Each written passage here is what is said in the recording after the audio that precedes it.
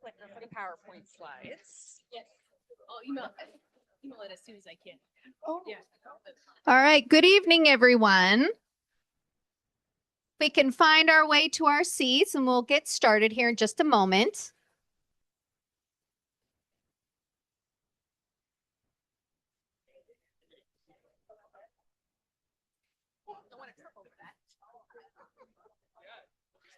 Yeah, I closed it at least.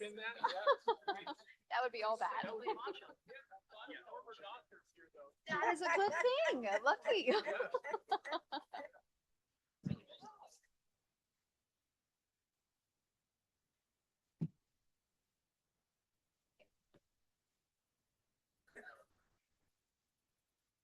All right. So it is 5 p.m. on the dot. Who's ready to get started? All right. So good evening, everybody. My name is Serena Lino. I'm the Administrative Services Officer. Oh, there we go.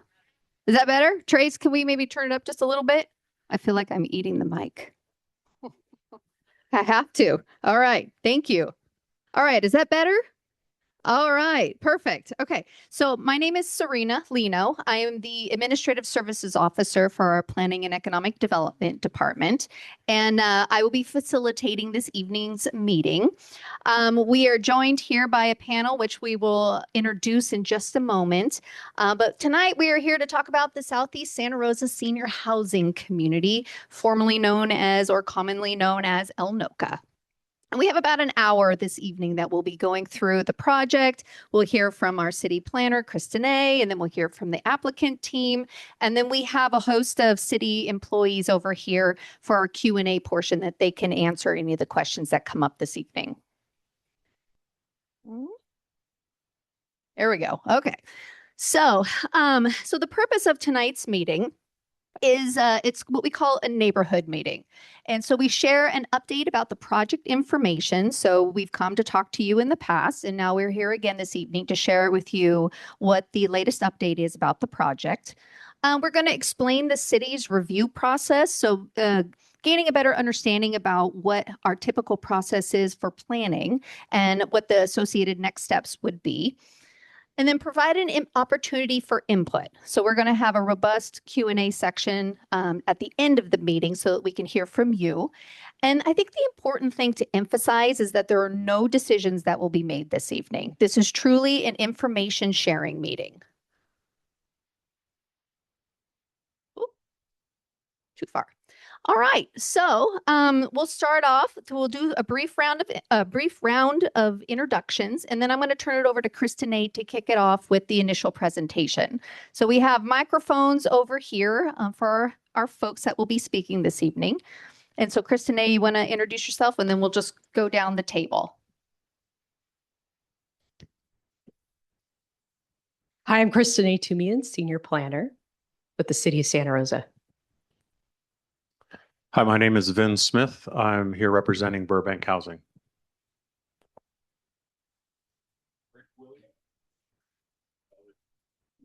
The cord's not very long, and I will be standing up there quite a bit later, so I'll say my name again. Rick Williams with Van Meter Williams Pollock. We're the architects and planners. Rick Williams with Van Meter Williams Pollock. We're the architects and planners for Burbank Housing. Good evening, everyone. Gabe Osborne, Director of Planning and Economic Development for the City of Santa Rosa. Paul Lowenthal, Division Chief Fire Marshal with Santa Rosa Fire Department. Hello, Torina Wilson. I'm the city's transportation planner. I work in the traffic engineering division.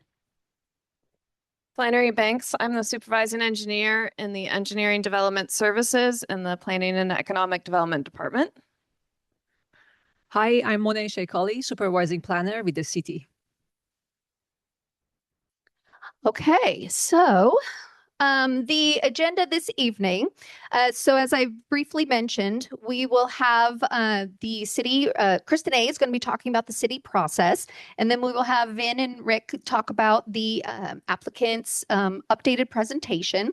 And then we're going to get into the Q&A section. So we have a couple different ways that we're going to do the question and answer period, and to allow a little bit of flexibility. Not everybody feels comfortable getting up and speaking in front of each other. So we have one option here. So when we get to the Q&A, you'll be able to come stand up in line here. We'll figure this will be a bit of a queuing section.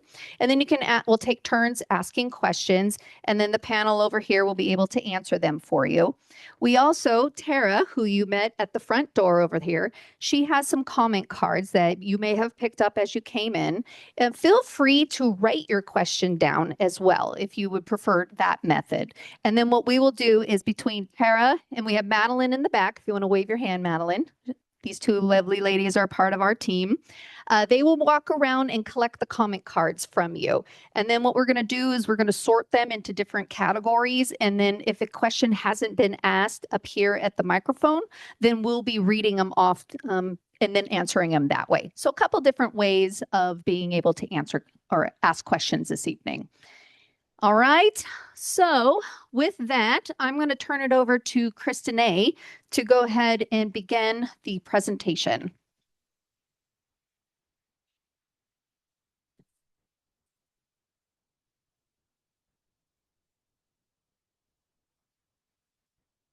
Good evening. Again, my name is Kristen A. Tumians. I'm the senior planner assigned to review this project. Sorry about that. My name is Kristen A. Tumians. I'm the senior planner assigned to review this project. So we're going to go over the city process overview, followed by the applicant's presentation. Then we'll have questions and comments, and we'll go over the next steps. There are many ways to participate tonight. We have in-person comment during the meeting with the microphones. There are comment cards available, as Serena mentioned. Comments will be part of the public record. You can submit written comments anytime via email. There's a dedicated email for this project. It's elnoka@srcity.org. You can also sign up for project updates. When there are major updates, I send out an email blast to everyone who's subscribed. The city's role in this process, the applicant proposes the project, the city reviews the project, and we evaluate the general plan consistency. We review how the project conforms with CEQA. Then we do an environmental review, and we also take in input from fire, traffic, and engineering, as well as other departments within the city and also outside of the city. The city does not design the project, and staff do not make the final decision.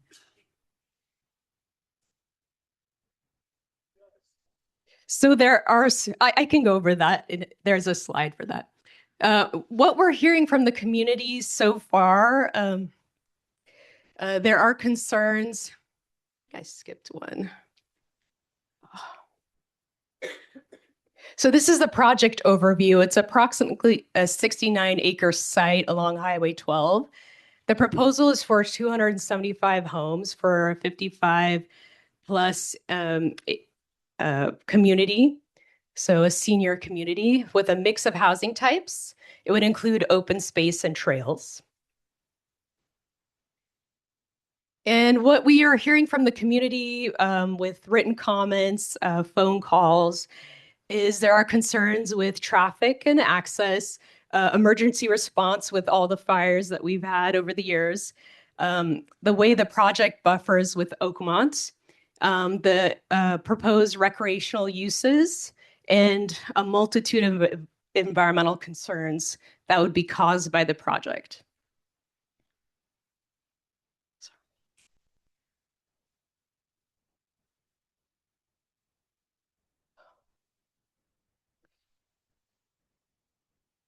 So as far as environmental review, the current proposal is the project would be reviewed under CEQA section 15183.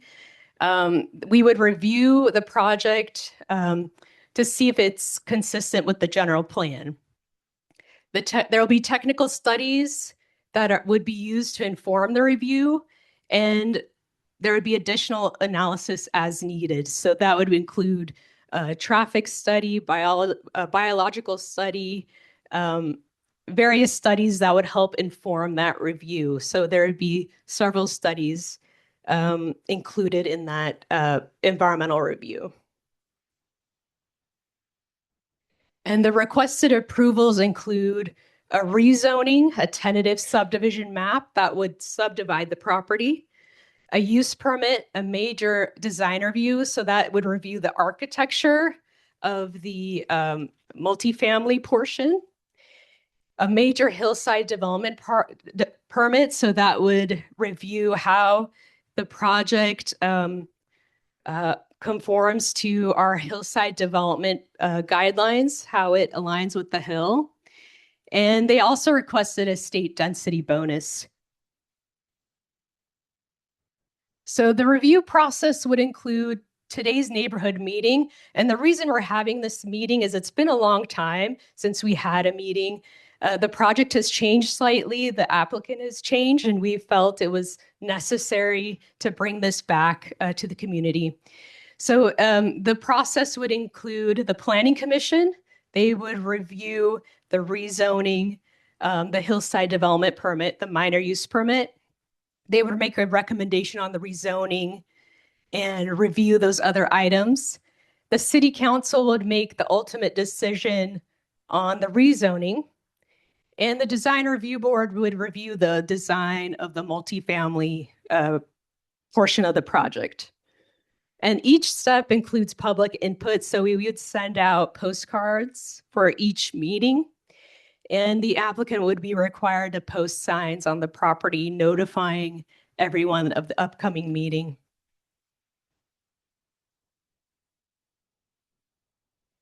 So the next steps would be continued staff review. There would be coordination with other staff departments. So other staff departments would review the project. There would be future public hearings, and then there's ongoing opportunities for everyone to provide input on the project. And you'd be able to review everything that the applicant submits. And the applicant has a detailed presentation prepared. But we really appreciate you participating tonight. We appreciate everybody coming out. Your feedback is very important, especially early on with reviewing this revised proposal. My contact information is here. So the project email is elnoka@srcity.org. And for those listening online, my phone number is 707-543-4692.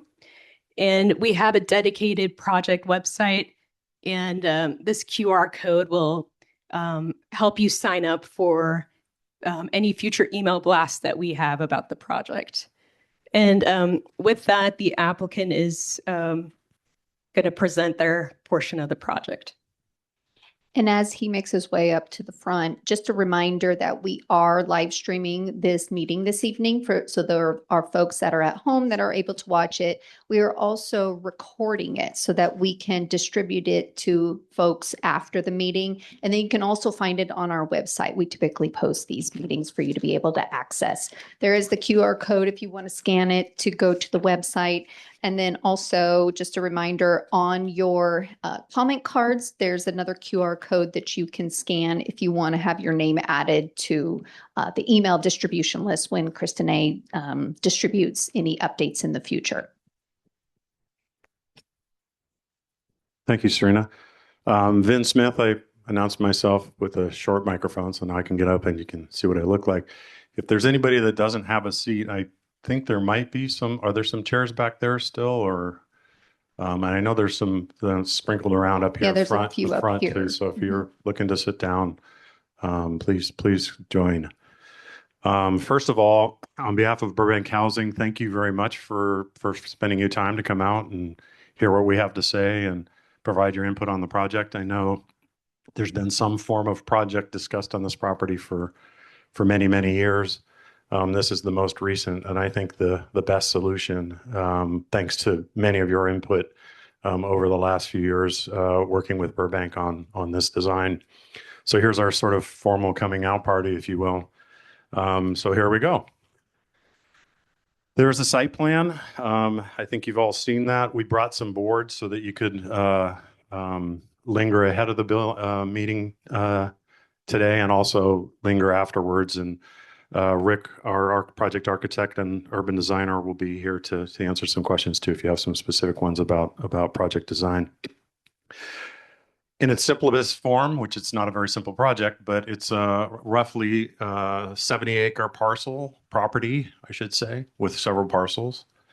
The project would convert about 34 of those 70 acres into development. The rest would be retained as open space. So over half of the property is being left undeveloped.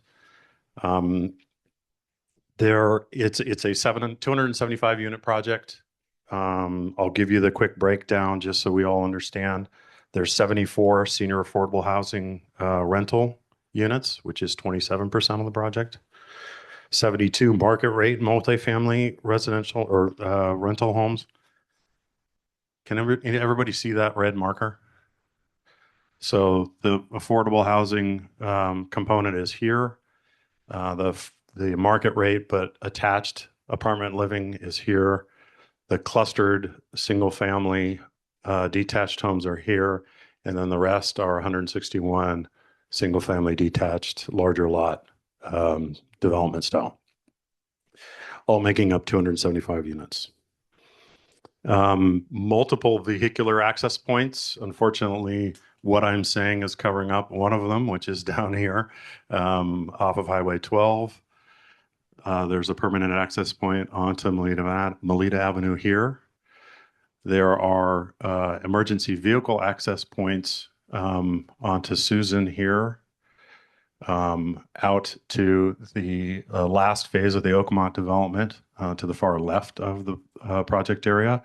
This will be a newly constructed EVA that will connect into the project itself. And then finally, there's a public utilities easement access point up here that will be retained. All of those do not currently exist. So those are all, this is one big, if you will, blockade of undeveloped land that prevent any of the homes in the Oakmont area to evacuate other than back to the main entrance to Oakmont. So I know that that's been a very important negotiating point. We're committed to it. Project team is committed to it. And I know that that's something that's very much supported. The design itself, I'll zero in on some of the portions of the site plan. The design itself is the result of a lot of input from individual meetings and small group meetings that members of the Burbank team have with this community for the last couple of years. I think something to specifically note are some of the setbacks that have been retained or being created, significantly larger buffer between the proposed new development and the existing homes in Oakmont. We're retaining a very large area that's down by Highway 12. Jocelyn and I met with some neighbors last week. They're concerned about the wildlife down there. That's a part of the open space system, so that won't be impacted by development of this project. The setback from Highway 12 to the closest building is just over 300 feet. So it's very well back from Highway 12. So that low spot that you see will be preserved. The tree corridor and the creek corridor will be preserved all the way through the project as you see proposed. Excuse me. Along the eastern edge of the project, the closest new building development, not including either parking lot or a roadway, is about 120 feet. The furthest is about 145 feet. That's to the property line. Then, of course, the homes that are on that side have their own backyards. And so they would be further back, probably 20 to 30 feet further back.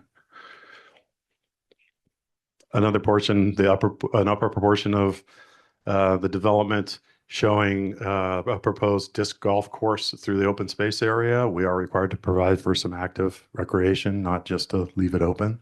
So our proposal is a pretty light touch walking path that connects us with Oakmont, but also provides an opportunity for disc golf.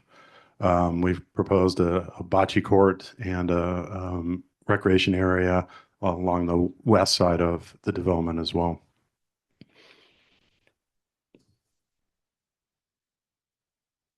And then finally, there's a better example of the setback. There's the main entrance at the left side of this graphic, but it shows the setback and the preservation of that open space along Highway 12 and the kind of treatments and amenities that would be introduced along that pathway. This is a cross section just showing that, yes, in fact, we are set back. So there's that 140 feet between new development on the right-hand side and an existing development on the left-hand side. Different graphic, different location, same idea. This will all be heavily landscaped. Most of the trees along that common property line will be retained. There's some that'll be removed that aren't heritage trees or significant to the biological resources of the site, but the large oak trees that I know some of the neighbors are concerned about will be retained.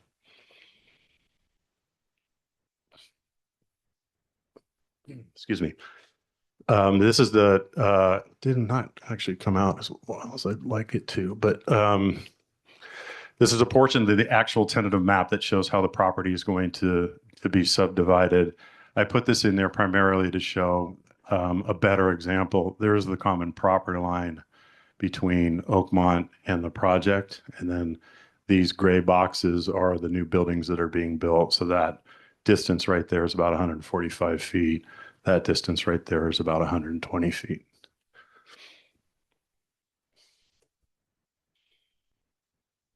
Another example of the edge treatment, the top section and the bottom section, and the treatment between along the western side of the property edge.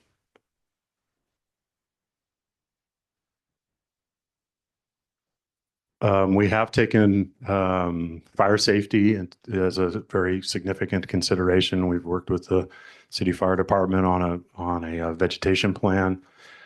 So again, I wasn't aware that my words are going to be covering it up, but underneath there, thank you, Trace, shows a generic, if you will, one of the lots right here, and how landscaping would get treated around the gray box being the unit itself. The red area between 0 and 5 feet from the house, the yellow being 5 to 30 feet, and then the green being from 30 to 100 feet. How that planting area terraces, what kind of plants are planted in that area so that that becomes a fire-wise, fire-safe development. That applies to the entire project. That's just one way of describing how the whole property is going to be treated. Some representative architecture. So you can probably read these. I don't need to probably read them back to you, but just to give you an example of the kind of architecture that's being proposed. These are the multifamily and affordable units, as is shows you. So if you're looking for a key, there's a key right there that describes which one of those photographs relates to where they are on the site. And then again, another example, in this case, the backside of the multifamily project, backside, if you will, the southern edge of the multifamily project.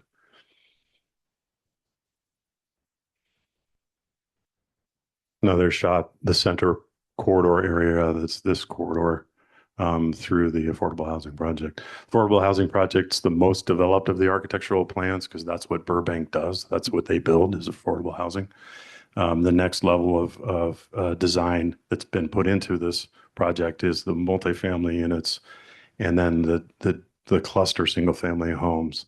Those have all been at the most level of architectural design put into them, but thought put into them, so that you all understand what the level of quality is that's being proposed for the project.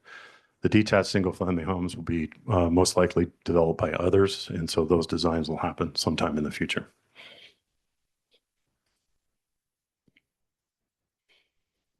Again, another shot. Just different perspectives, same architecture, same units, just taken from different perspectives within the development.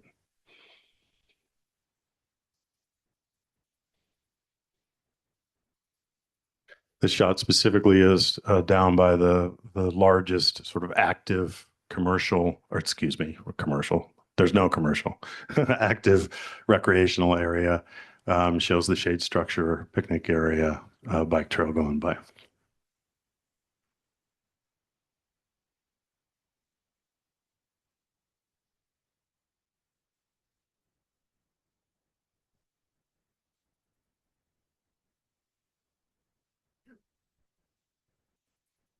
This slide is to show how we are providing access into and through the site. So probably the easiest way to orient you is this is the new EVA that's being provided. These are bike facilities, mostly bike and ped facilities. So this colored line is a class 1 bicycle path created within the project. And then these gray areas are the pedestrian off-street pedestrian facilities that are being proposed. Lookouts, that's that active recreational area. And then this is the emergency vehicle access kind of by phase. So this will be developed first. So the primary access will be established. There's a turnaround for a fire truck to get in and out of that portion of the project. As phases happen, there'll be additional connections created. This will happen very soon in the project. But as phases happen, additional correct connections will be made for fire and EVA purposes. And then that's just to end on the same site plan that we started on. That is all for our presentation. Do we hand it over to you, Serena, and you? Yes. Okay. Thank you. All right. So now we're going to transition to the Q&A portion of the meeting. So if you are interested in asking a question, if you want to go ahead and come up to the mic here, please go ahead and make your way. I will have Tara and Madeline, if you would like to write a question on a comment card and would like for them to collect them for you, by all means, maybe put them up in the air and we'll come by and grab them. We will also be collecting the comment cards again after the initial mic stand questions have been asked. So you do have another opportunity to provide them if you'd like. We also have the comment cards that we can collect if you aren't necessarily asking a question per se, but would like to provide a comment that you would like to include as part of the record. You can include it on the comment card and then we can always collect it at the end as well. Okay. All right. Staff, applicant, you ready for the Q&A portion to begin? Okay. And just a reminder for All right, just as a reminder for folks who are watching on Zoom, we don't have the capability of asking questions virtually. So if you do have a question or a comment, please go ahead and submit it to the Elnoka. It's elnoka@srcity.org. Okay, go ahead. Let me make sure it's on. Okay. Hi. Did I understand in your presentation that this will require a rezoning? Yes, the city has requested that the applicant rezone the property out of the planned development zoning into a conforming zone that is consistent with the general plan.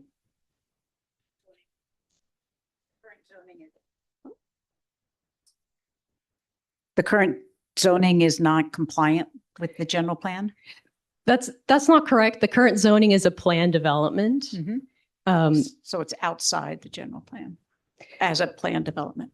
So if this, what would the planned development allow with no further review by right of the owner of the property? The planned development contemplated a cluster type development of housing. How many units? I don't have it in front of me, but it was more, less? Okay, more, much more. I think it was more, yes. Would it have required an environmental would it have required an environmental review? Yes. So, okay, I'm trying to see if there's something that's allowed by right on this property that wouldn't need anything but a building permit. So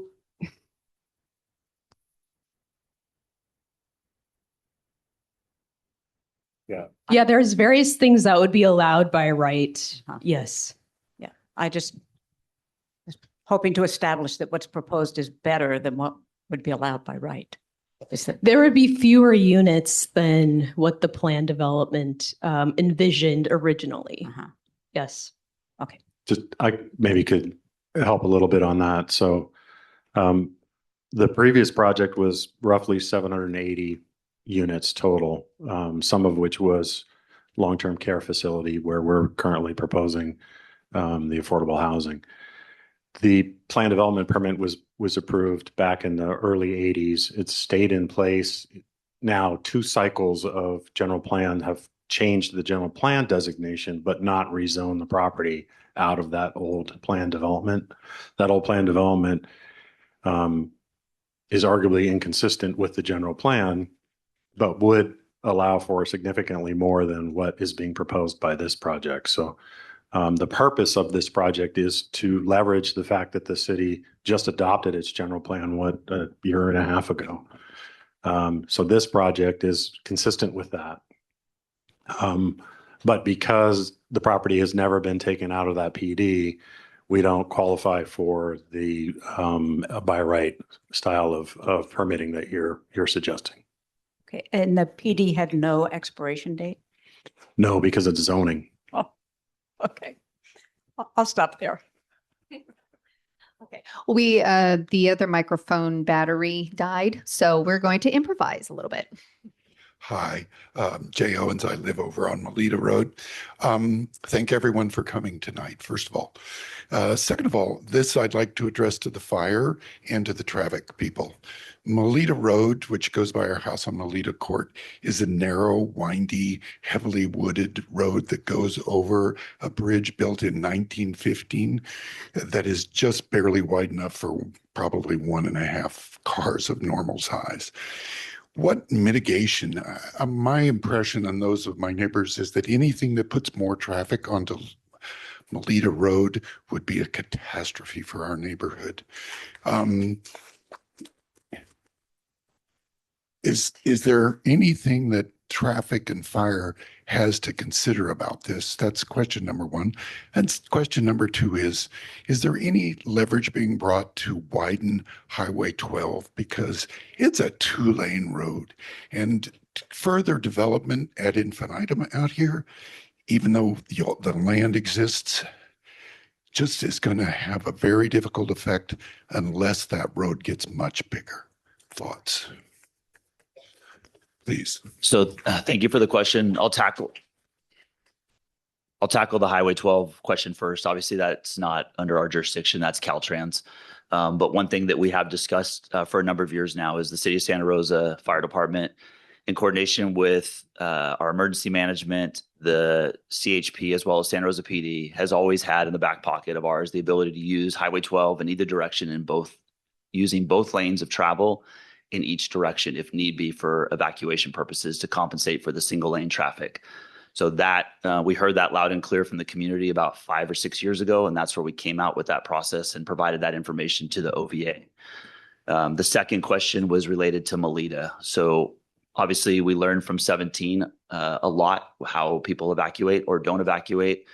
In the 2020 glass fire, we learned from 17, made significant improvements to how we evacuate in 2020. And even so, we've now taken a lot of our lessons from that to deal with the individuals that may choose to use Melita, or to, again, our attempts over and over and over again to discourage people from automatically evacuating to the west is to break the traffic up and get people to lessen the impacts to Melita, lessen the impacts to westbound Highway 12, and get people to go eastbound on Highway 12 as well.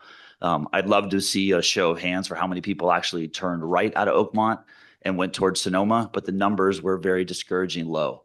So with that, we've had additional conversations with how easily we can now alert and warn. We are actually almost too good at it now to where we have to slow down to allow our Santa Rosa Police Department the ability to catch up. But in order to alleviate some of the traffic, our plan has been, if we need to, we'd push about 100 or so cars to the east, 100 or so cars to the west to reduce the impacts again to Melita, Montgomery Drive, as well as Highway 12. And even that being said, we've also instituted what we refer to as a flush plan, where again, to alleviate the traffic, we can now have, through coordination with Santa Rosa Police as well as Transportation Public Works, signalize and improve the flow of traffic to get from Sonoma Highway to Farmers Lane onto Highway 12. So know that we've, again, heard these communications, heard these conversations, not just from this project, but from just general concerns in East Santa Rosa, and have made significant improvements to ensure that we continue to move forward with successful evacuations. Before we get on to the traffic department, because I'd like to hear what they have to say, what is your general impression about having had 2 fires and evacuation issues, adding more and more people to this and impacting the existing infrastructure? Because the infrastructure is not changing. You obviously can't change that. But adding more people, not a good idea, just so-so. What are your thoughts?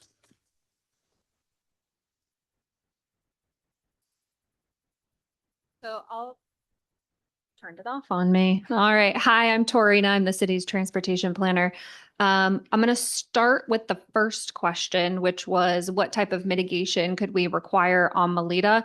I'm going to back up a little bit because I think this might help answer some more questions that I think we will be getting.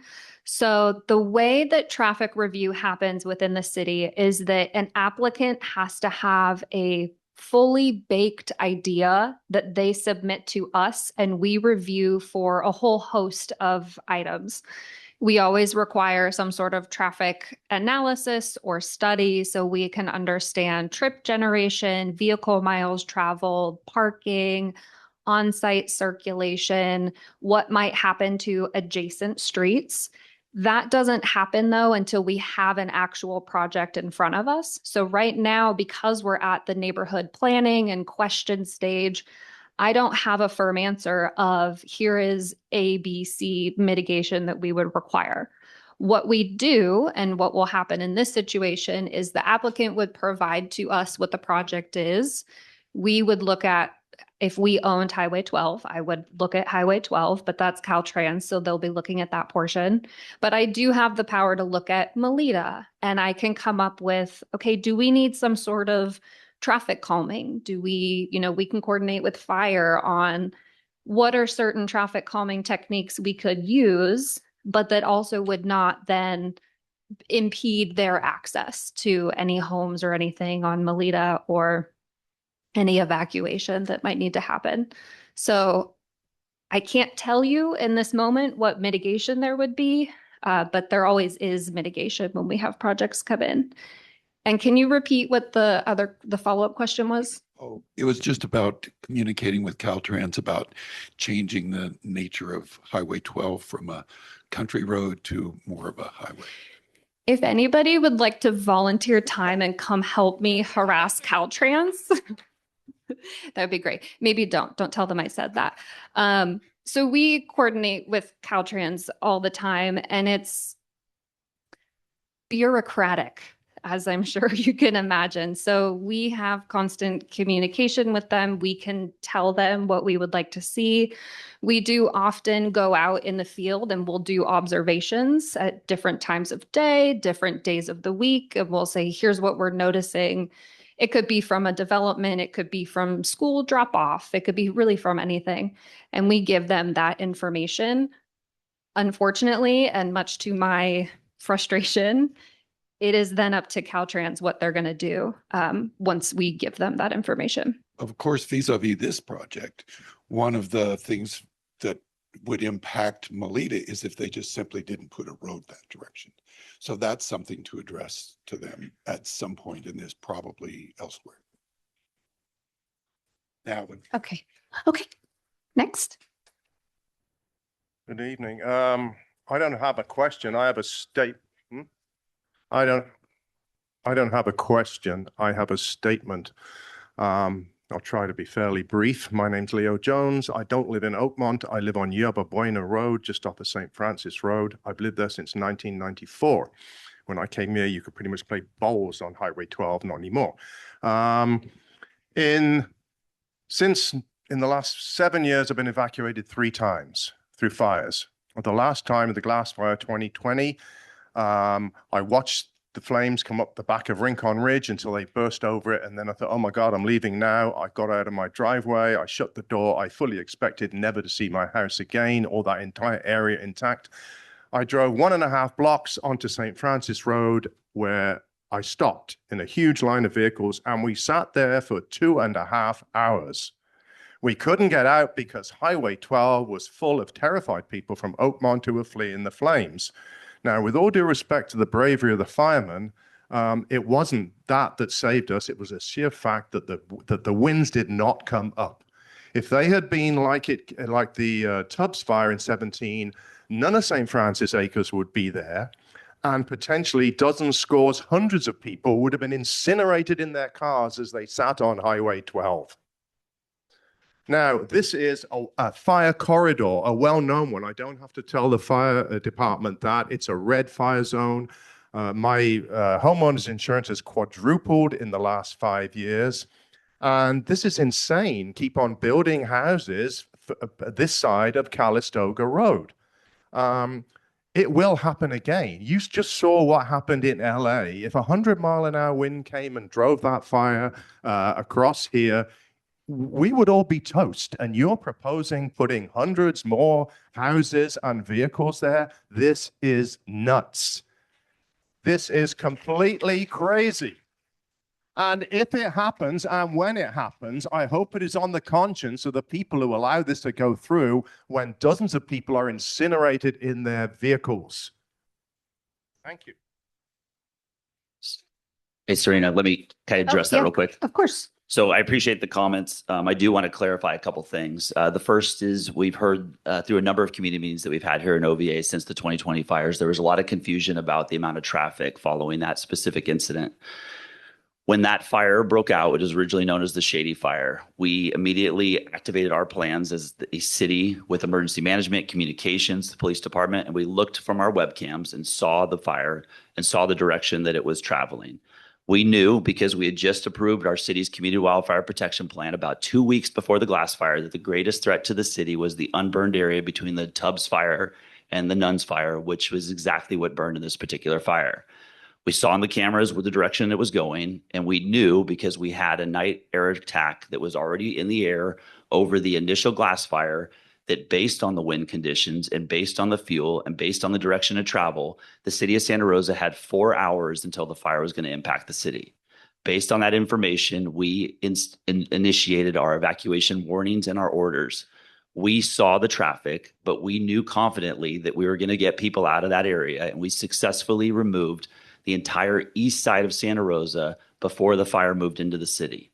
What's important to understand is that a lot of lessons were learned. We went from having nearly 5,800 structures destroyed and countless lives lost in 2017 during the 2020 Glass Fires. Because we were able to get those people out of the East Santa Rosa, we were able to freely move around the community. We had 1,152 properties that were in the burn scar of the city of Santa Rosa that were either impacted or had some type of involvement from the fire perimeter itself, and only had a little over 30 homes destroyed. To us, that's a huge success. And I think that it's really important to understand that we saw and we knew that there were people in traffic, and if the conditions changed, we would have changed our actions. I promise you that. The other thing is there was a comment about this particular property being in the quote unquote red. That is not accurate. This property falls under the state's moderate risk. And under moderate risk, there are no state requirements in the city of Santa Rosa. It only applies to high and very high. But the city of Santa Rosa has expanded our wildland urban interface beyond the state's requirement, and that includes this property. And you are correct, fires do repeat itself. I personally sat in this particular area and on Stonebridge, and I watched this property help assist carry the fire through the valley up into Annandale State Park.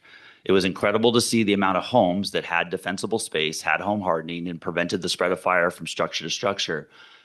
But it should also be noted that a lot of the homes not all, a lot of the homes, all the homes that are going to be built in here are going to be built to current standards.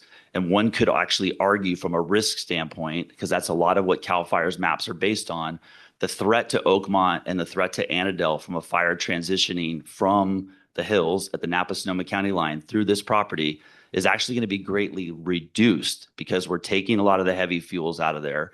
We're reducing the potential for impact. We're developing homes with ignition-free zones, and ultimately they're built to current standards, which makes them more resistant to wildfires. Okay. Is this on?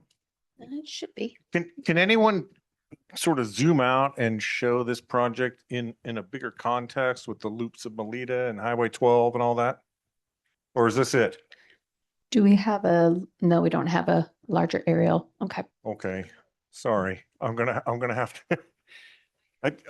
My name's Craig Collins. I live on Melita also, but Melita's a strange road. The previous speaker was on a loop of Melita that went back this way. It comes down to Highway 12.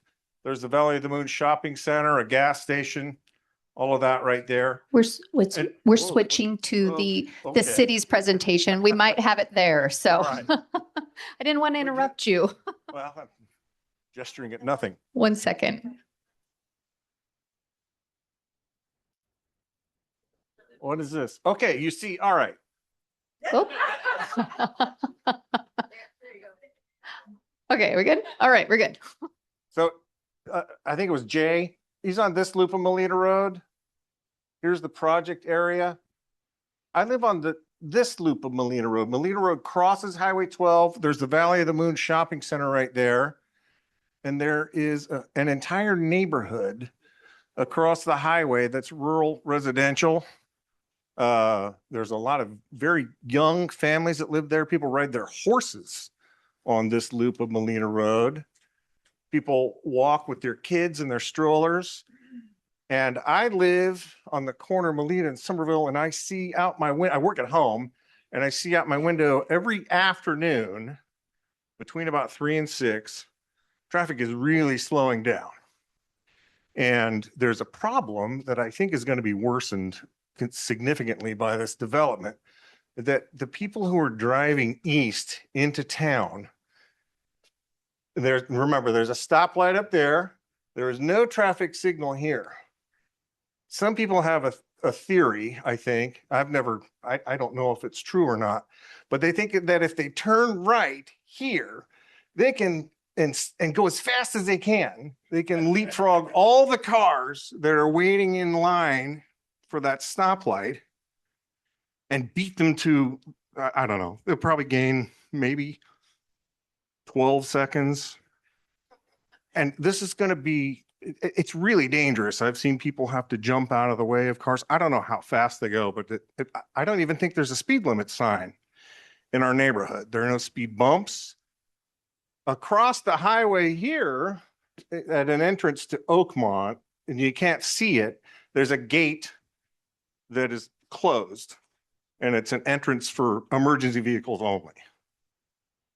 And I sent a letter last time this project was being discussed, and everyone in this loop is on board with closing that off, emergency vehicles only, because people are scared that somebody's going to get hurt when there are, I don't know, 200 more cars coming in the afternoon. Has a traffic study been done to assess the effects that this project might have on that loop of Melita?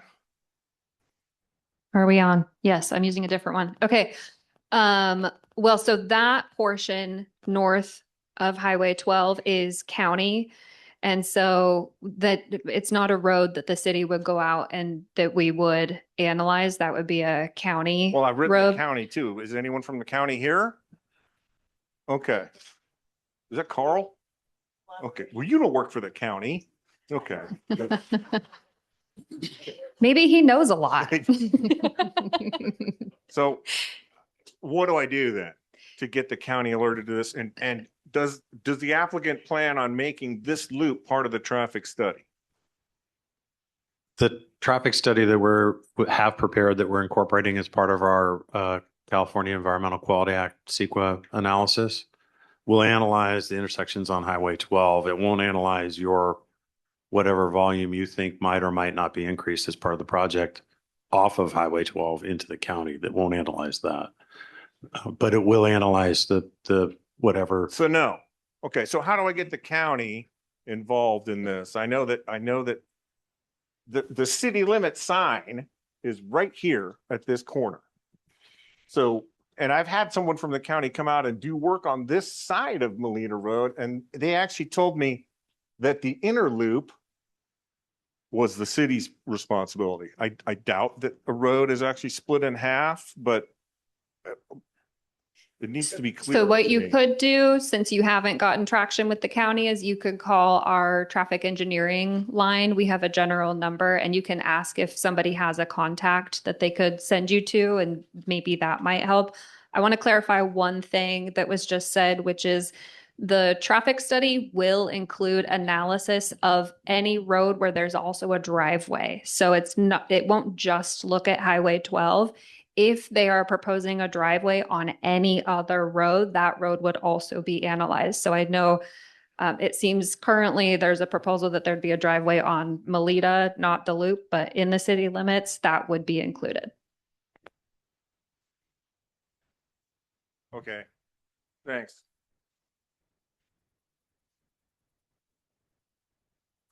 My name is Liz O'Connell, and I'm an Oakmont resident. And I'd like to first ask Tarina a question about what constitutes a traffic failure at an intersection. That is a complicated question, but I like it. Thank you. So, level of service is the way that we historically have analyzed failure or passing, quote unquote, of the performance of intersections.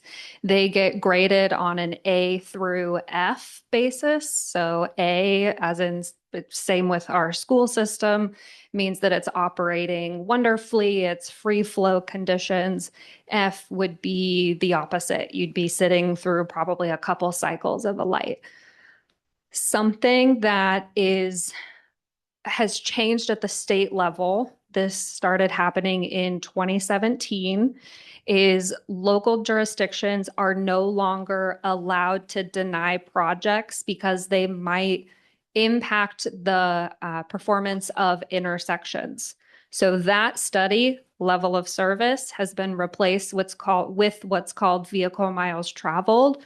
So there are a ton of factors that go into analyzing how an intersection is performing, but it is no longer a reason that we can deny a project. And that is also through the mechanism with which that was passed was through the California Environmental Quality Act. So now in the document that the developer would be completing, any environmental review, the traffic impact study, we do ask them for certain information like trip generation, but intersection, efficiency is not something that's included. Well, that's really disappointing to hear because even currently, the intersection that to be for the development is 1 block away from an intersection. And every day I go through that during rush hour, I can wait maybe 2 or 3 traffic lights before getting through. And that's, quite dangerous. Another question I have is for the EV road on the other plot. It looked like a very small road, and that would hook up to Stonebridge Road. And Vince, I believe you mentioned that would be one of the first roads that's built. And you're shaking your head yes on that. And I'm concerned about that because what that means to me is that all the contractors, all the dump trucks, all the construction vehicles will be coming through on Stonebridge Road in order to develop make that development. How can you guarantee that? That access way, I won't even call it a road, because people think of that as a place where cars will be traveling regularly. That is basically will act, hopefully for years and years and years, as a pedestrian and bicycle access way between the two properties. But in emergency purposes, gates will be open to allow cars to travel between existing Oakmont and the project property. So that access would only be during emergency? Correct. Okay. And one other question, why was there no road built to connect Channel Drive? There is an existing public utilities easement there that'll be they'll stay as a connection. It'll be a gated connection. But the project was intended to be internally accessed only. So there will be an EVA capability off a channel, but probably not as well supported, if you will, or used than the one that we're going to build. And I think Paul wants to comment as well. Yeah, so I just want to be clear, the access that is being proposed that we are fully in support of is as stated, emergency vehicle access. That is its intention, is to provide the fire department access to and from this development in Oakmont. But as we've provided Oakmont and Oakmont Village Association in the past, the city of Santa Rosa has established a standard that allows an emergency vehicle access to act as an evacuation access point. So that will remain the same. We will determine whether or not the incident warrants the use of that access road for evacuation purposes, or whether we may actually want you intentionally heading out on Stonebridge, but us utilizing that that EVA to get into Stonebridge where we're not battling traffic. So we'll make those determinations, and then we would communicate that in the event of an actual evacuation. Regarding the utility easement that may be connecting from the project to Channel Drive, that we would have to establish whether or not we're going to utilize that as an EVA, and if so, under what conditions. Because again, we could theoretically be putting somebody into harm's way based on where the fire is and what the threat is, putting them onto Channel Drive versus facilitating evacuations in different areas. Because don't forget, we already have an existing connection from Channel Drive to Timber Springs that we actually count on utilizing to get resources into the backside of Oakmont. That's exactly what we did during the glass fire. So trust me in saying that there's a lot of strategy going into where these different points of access are and where we are using them for true emergency vehicle access and where we want the community using them for evacuation purposes. Okay, thank you. All right. As we move on to the next question, I just want to do a quick time check. So we are about 5 minutes to 6 p.m. Given that we have more questions than 5 minutes allows for, we're going to extend it to 6:15 to ensure that we get through all of the questions. Okay, I'll make it really quick. I'm with the community garden. I'm wearing my garden hat, no less. Can you point out exactly where an access road would be? Because this is the community garden right here. Where would the access road be to get over to Burbank Housing? Can you clarify that? Do you want to switch to the other We might need to presentation? bounce to another. Probably the easiest way to describe it is it's right there. It's right. This is the community garden. Correct? Right, that's It's correct. directly alongside of it. So it's between the community garden and So that there'll be property. so if, okay, from what you're saying, then there would be an access road built north of the community garden and it would hook up then into here into the site like that. Okay, sounds good.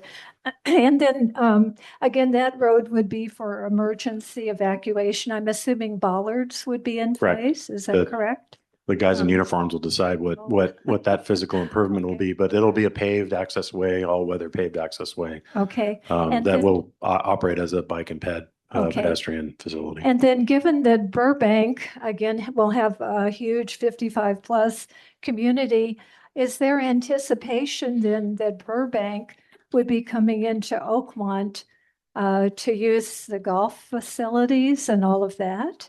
I mean, is it, because it would seem logical then if that's a paved pathway that they would be coming in. Any ideas on that? Are you saying would this development be part of the homeowners association or? Well, no, I'm saying would our Oakmont facilities be used by? I would imagine so, folks? just like they're used by other people Okay. outside of Oakmont that come in Okay. and enjoy your Okay. amenities. Well, I'm thinking of the golf course, of course, because, you know, they would, but, okay. It's So, open to the public. Okay, Mhm. okay. Yeah. I just to clarify. Okay, Sure. thank you. Oh, oh, no? Christelle's saying no. Or only open to members? Not the golf course. Not the golf course. The golf course, not the amenities. So what she's saying is that the amenities are exclusively for the members. The golf course is open of Oakmont and the golf course is open to the public. Okay. Okay. Thank you very much. And thank all the members over there for showing up. We've had Ms. Tomians involved with the previous project and obviously the fire department. My name is Carl Joost and my wife and I live at 6275 Melita Road, way up there on the north side of Highway 12. This area is owned rural residential and agricultural. It's not in the city of Santa Rosa. And I've lived here in Santa Rosa since 1949. Just as when Bill Gallagher proposed the larger project of over 1,000 residents and staff, the current project represents or presents to the North Melita Road neighbors the same problems. Worsened fire and emergency evacuation gridlock, which has been talked about, obviously. Egress and exit congestion on Highway 12 is a big one, allowing and forcing drivers to shortcut through our rural residential neighborhood, which would be that area up in the north. So right above where the 12 is, that would be an entrance and exit to Highway 12 from the project. And I would like to see some detail of it. Is there supposed to be a light there? Are we directing people in one direction or the other? And what happens when they get caught and want to turn around and go west, but they decide to go east first?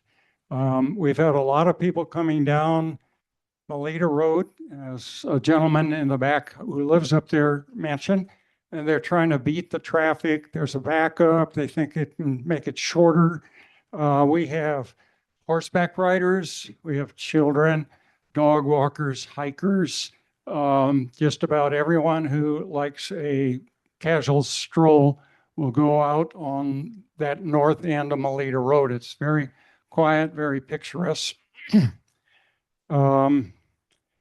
There is will be an increased use of scarce water resources. It's known that residential water users use 180 to 120 gallons a day per person. And we're going to put, I don't know how many, is there a number at build out of how many people will be residing there? We have 200 and some 275 units. units. How many individuals roughly? Is that times 4 or 3? Maybe. Presumably there could be couples in the cottages. So 500, 600 people are going to be there. They're going to use a lot of water. So the same question is, why are you putting a lot more people up there, using a lot more resources, making life more difficult out in this end of the country or the county? Thank you. There was a snippet in there about a traffic signal at the new driveway that would be on Highway 12. And I hate being the one to repeat this, but that is a Caltrans determination. We can speak with them, say what we recommend, but at the end of the day, it is their decision. And I will say, unfortunately, our fabulous Paul has to leave for a flight But Kristen A has the Elnoka email, and we answer questions all the time. So this is not the last time you'll ever get to speak to him. Anyway, so just to let you know, when he walks out, it's not because he doesn't want to be here. He has to go. My name is Neil Ray.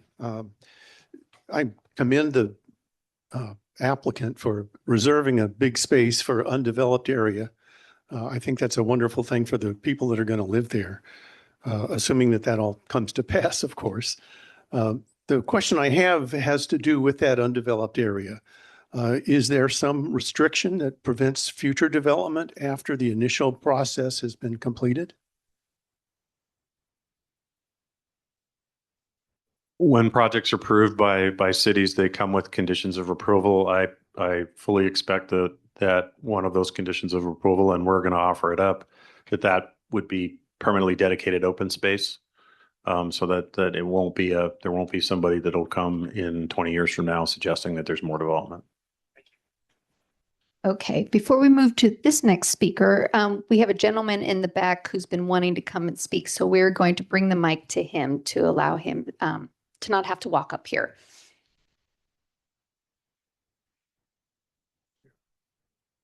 My name is William Barnes. My property back fence is on the edge of this project. I live on Stonebridge Road, and right outside the back fence, there's a stream that's full of water all the time. In the winter, or in the rainy season, it gets more and more water. It flows down to the northern side of that property there into a kind of a swampy area. I noticed the affordable housing project is right there in this wet swamp area. Is that the plan? Hi, my name's Flannery. I'm the supervising engineer, and I have extensive knowledge with water resources and environmental. So as Tarina alluded to earlier, that's part of what takes place in the environmental review. I will say that we also got information submitted through this process, I believe late last week, with photos of what I think you're talking about. So we make those photos available to the applicant team as well as the regulatory bodies. So that includes maybe Army Corps with what we call 404 or 401 permits, not to get into the weeds, if you will. But we also work with the regional board. So both the applicant works through that during the environmental review, and we also watch for signs of that on the engineering review to make sure that the regulatory agencies aren't missing anything and that the applicants are coordinating with all those environmental agencies for the proper permitting and mitigation. So we got some photos, which I think you're talking about, and the applicant team works through that as we go through the environmental reviews. So we're not there yet, but we appreciate the information. So the plan you're talking about right now is not written in stone, huh? Correct. Yeah, a lot of things might change or might have to be mitigated as they work through the environmental reviews.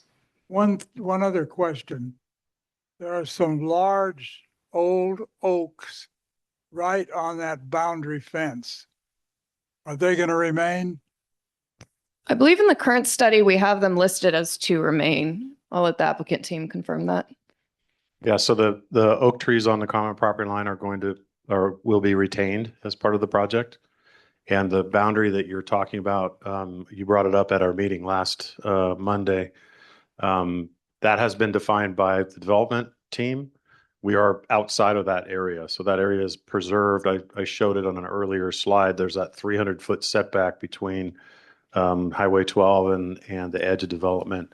That area that you're concerned about is within that open space that's being preserved. What I'm talking about is those oaks are right. No, I'm talking about the first comment that you made. You described that there's potential wetlands. We have some just below your additional property. information we haven't even had a chance to relay to you. It came in the very end of last week. No, I saw it. Okay. Yeah, I saw it.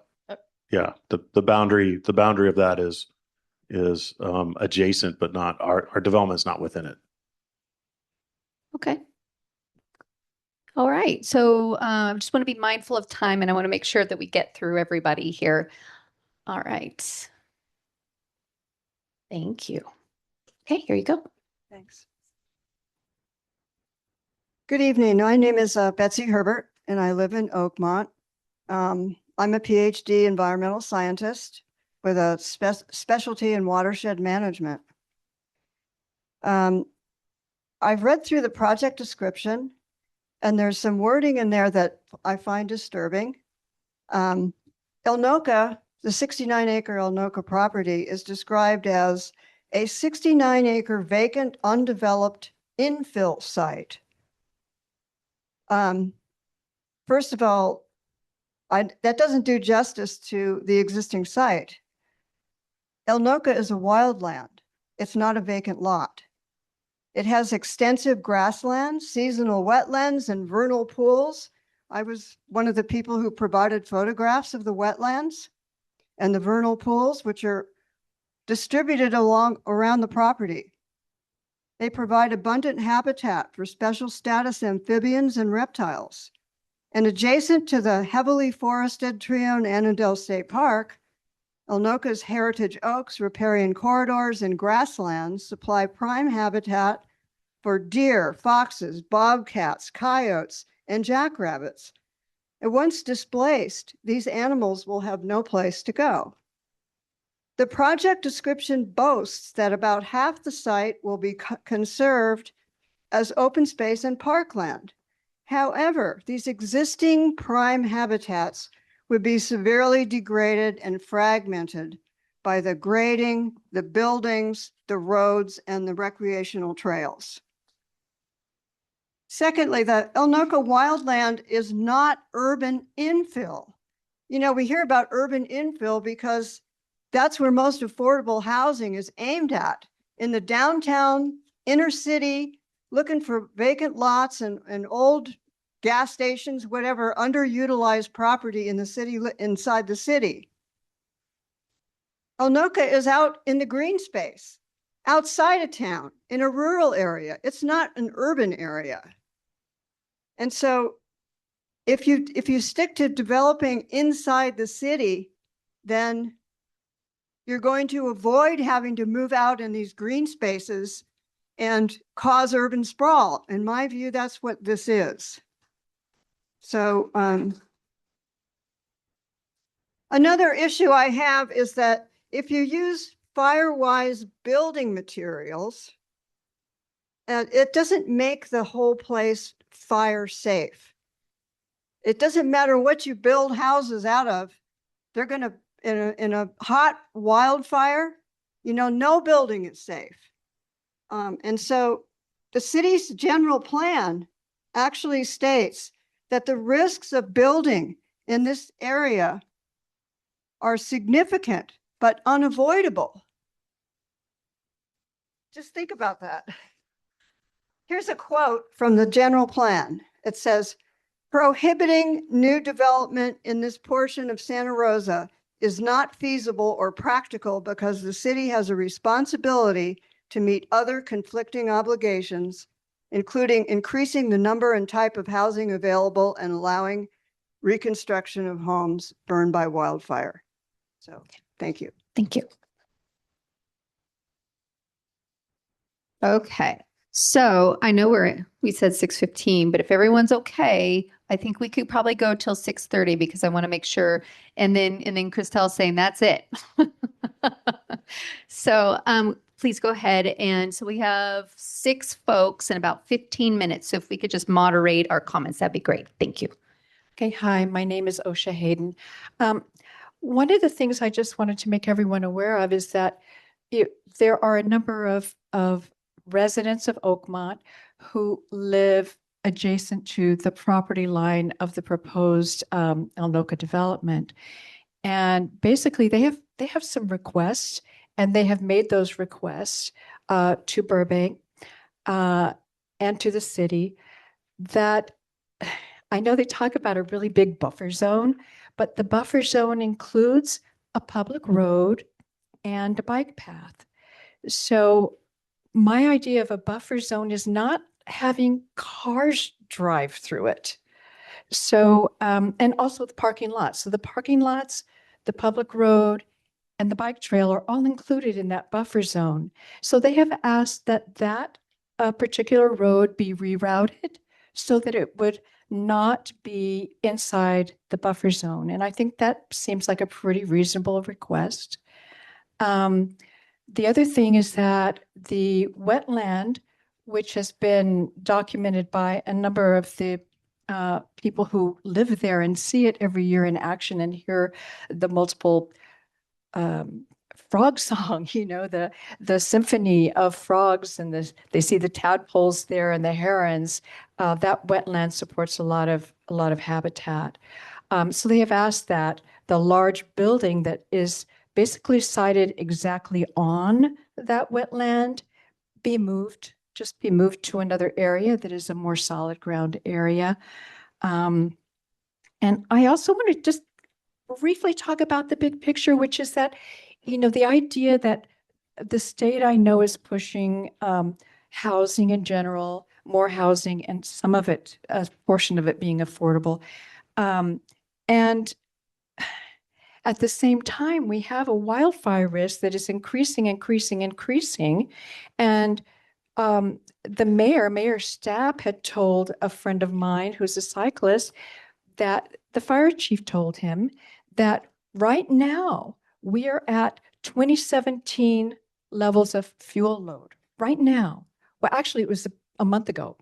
So we're at a pretty severe risk right now. And so the idea of building into the WUI, the wildland urban interface, where it is, you know, more dangerous for wildfire and riskier at a time when we have increased risk of wildfire, it doesn't seem to me like it's going to solve affordable housing or housing in general, because if those places burn and fire-wise does not equal fire safe, then it puts everyone else at risk.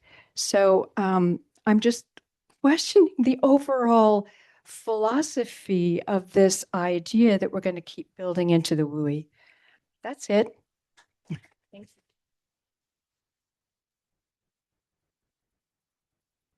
Well, thank you, everyone. Thank you for our panel here, just coming out, dealing with all the questions. My name's Doug. I'll be the third guy that is not currently a resident of Oakmont. I am in the unincorporated rural. I'm actually diverse agriculture property, a little bit off the map. The other thing is, we talked about the glass fire. We actually talked about a number of good issues, right? We talked about wildfire, talked about traffic, talked about water. So as far as wildfire, I'm one of the lucky 30 people where the glass fire came through and burned my property out. So I hear loud and clear the sensitivity. I've lost 4 years of my life rebuilding 2.5 acre property.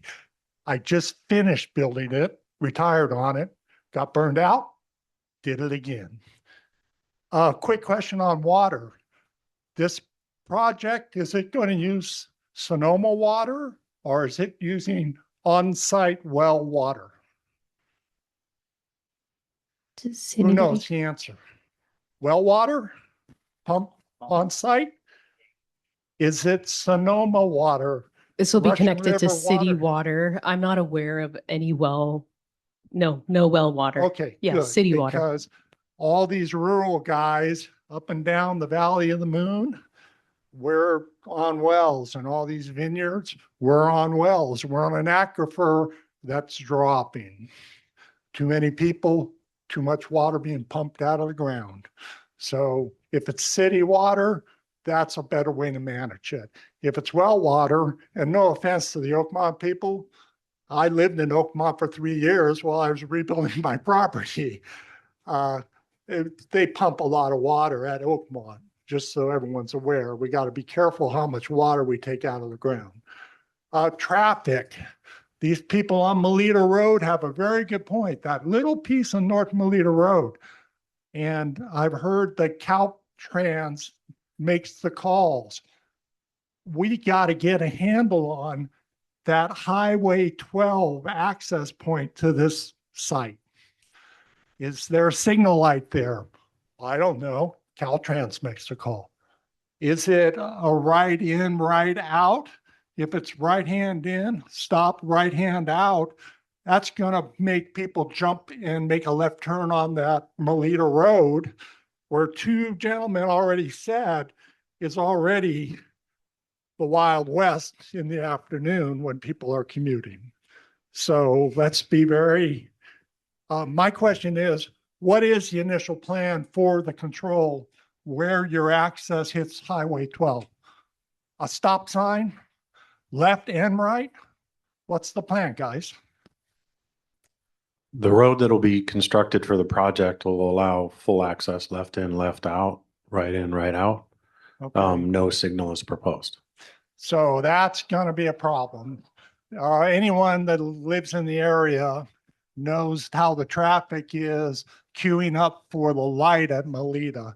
And I know, living a little bit off this map, at least once a week, you hear the skid, you hear the crash. People, the next signal up is at Oakmont Drive. People downhill, it's downhill from there, crosses that little seasonal creek. You see the South Fork, and then it flattens out, then it widens. There's a signal light. People aren't paying attention or going too fast or doing whatever. Now you're going to throw people making right and left turns into that. You got a problem. That's a problem. So anyway, that's it. I was concerned about water. I'm very concerned about the access and the traffic, especially on 12 there. I think if people exit off of Melita, yeah, it's going to pour a lot of traffic on a nice country lane, and it is going to increase a lot of traffic by Spring Lake and down on Montgomery. But that's the price we pay for progress. Thank you for your time, people. All right. Just be mindful of time. We do have about 7 minutes. Okay. My name is Iris Harrell. Live in Oakmont for 10 years. I've evacuated 3 times. It encouraged me to become part of the Firewise task force that I helped create. And to say that doing Firewise actions is not going to help us is really putting your head in the sand. There are 5,000 people in Oakmont and Wild Oak who only have one place to go, and that is to Highway 12. And we have our good neighbors on Melita who are much smaller. They have 2 exits. They can go either towards Spring Lake or they can go out to Highway 12. We desperately need a second exit for 5,000 people in case of emergency and for free, which is what we're looking at. That's not offered very often from developers. We're looking at our past emergencies like it's going to repeat. Emergencies happen and they never happen in the same way. It could be that one day Melita may need to come through Oakmont to get away from something or to get out. And all 3 communities, we are neighbors, Melita, Oakmont, and Wild Oak, need to actively make our properties more Firewise like these new homes are going to be built. And to say that it's not going to work or help, what about that one house in Maui was fixing their house for termites, and it's the only house that didn't burn, had a metal roof and no plants in the 5-foot zone. That's not an accident that the fire just went by there. We have to evacuate early. We need more affordable housing. We know that. And we especially need it for seniors and vets. And Burbank has been a lot easier to negotiate with than Mr. Bill Gallagher.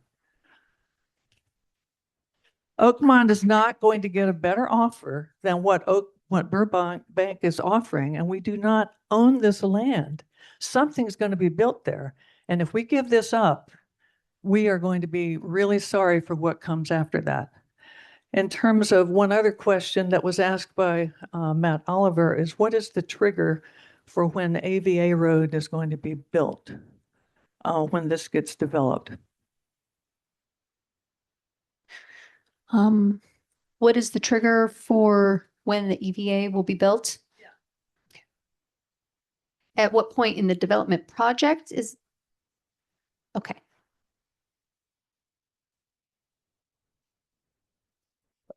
I think we're caucusing over here.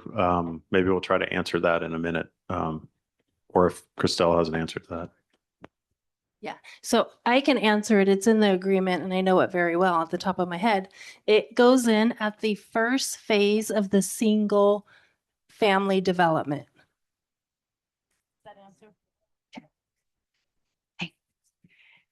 Hi, thanks for all of your information tonight. I really appreciate the scaled back design that you all are offering. The wording that gets me a little nervous though is about the state density bonus that's been asked about. Could you please help us understand that and what that might mean in the final design? It's a horrible way to describe what developers have to ask for certain concessions or exceptions from development standards. We're not asking for more units. So it's under the heading in a zoning ordinance, and it's throughout the state of California, called the density bonus ordinance. But it has to do with some of the processing and some of the development standards that we're proposing. We're staying well underneath the height limitations. We're satisfying all the parking requirements, so that's not where it resides. Hi, I have two questions. The first one is regarding fire department service, because as a senior community, that's super important to us. And so we have Station 7 here in Oakmont, and I think the next nearest station is down on Middle Rincon. And so for fire response to this new development, either they're going down 12 or coming up Middle Rincon on 12. And traffic could be an issue. Say if 7 is trying to respond, they can't use the EVA. So are they going to staff up? I know the city is having a major budget crisis. So what's going to be the fire department impact on Oakmont? Because this new one is also going to be a senior community, so there's going to be a need. My second question is regarding the development. This is all being done under the umbrella of Burbank Housing, but they're just doing the low income portion, as I understand. And so the single family development is under separate kind of independent developers. And so I'm wondering, how tied are they to this agreement that we're making with Burbank Housing? I won't try to answer a question on behalf of the fire department because that would be inappropriate. So I'll answer the second question. So Burbank Housing is the master developer for the entire site. The portion that they will physically construct are the affordable housing units. They will sell off pieces to future developers, but those future developers will be tied to all of the conditions of approval, all of the entitlements that are granted by the city for this property for the life of the property. All right, these will be our last two. Thank you, all of you, for being here today. And the extra time you're taking. Really appreciate that. Just want to clarify a couple of things. I understand that Elnoka is a 55 plus community. Does that mean the entire property, including the ones that are going to be parceled off, everything? Yes. Okay. So I noticed that there were some drawings and things of 2-story single houses in this. My question is on the affordable housing and the other smaller units down front. Are those going to have, they're 2-story, are they going to have elevators in those?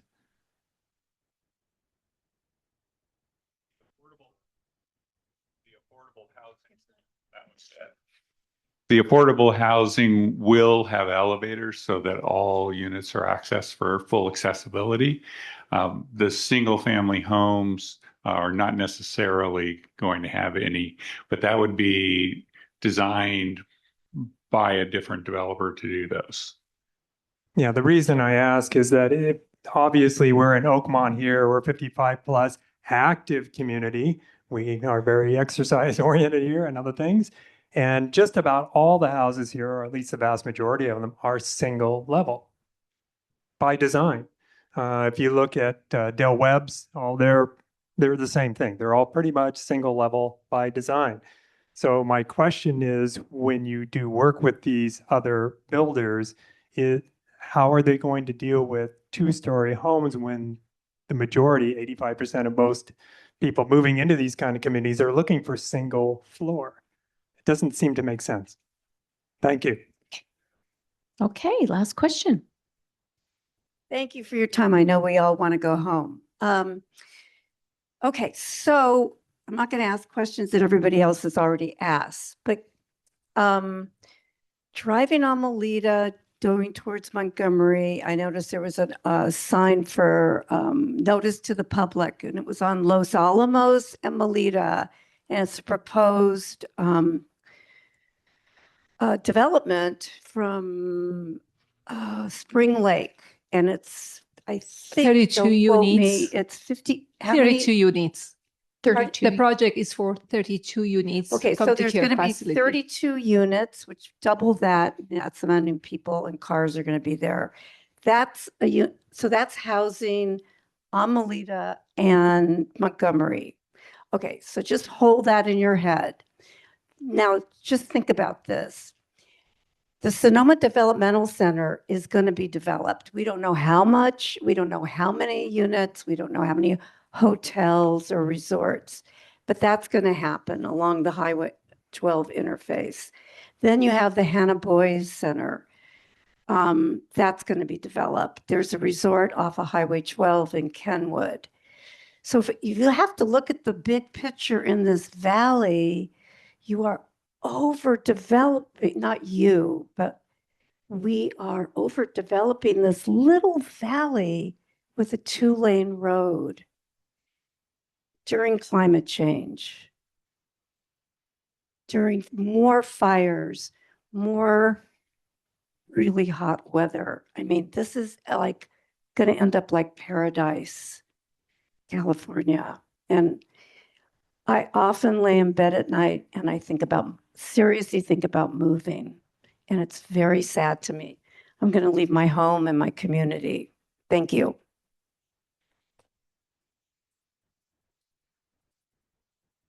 Okay. Do we have any final comments or questions? All right, comments? Did you want me to handle this one? Sure. Okay.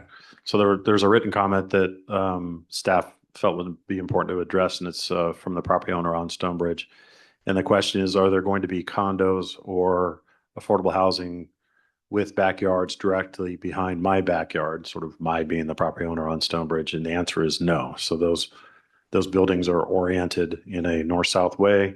The sides of those buildings are the sides of those buildings, and those are the sides that are 115 to 145 feet from any of the backyards along the Stonebridge development. Okay. Do we have any other written comments that we need to read?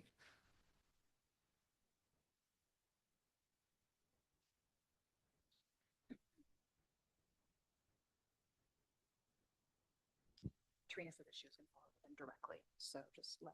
Okay, so I'll read this one and we'll see if Trina wants to respond to it.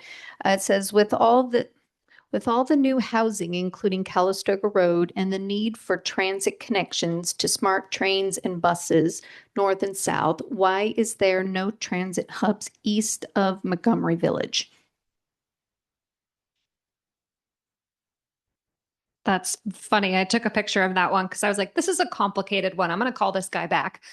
So the most short answer I can give is density and how many people use public transit and the cost of providing transit for various communities. So that's the very short and sweet of why there are not transit hubs east of Montgomery Village.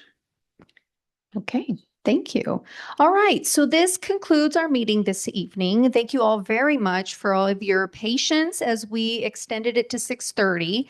And if you have any final comments or anything you would like to include, please stop by and see Tara on your way out. And otherwise, please visit our website, which is not up there at the moment, but we can certainly access it at the back. And thank you all. Have a good evening.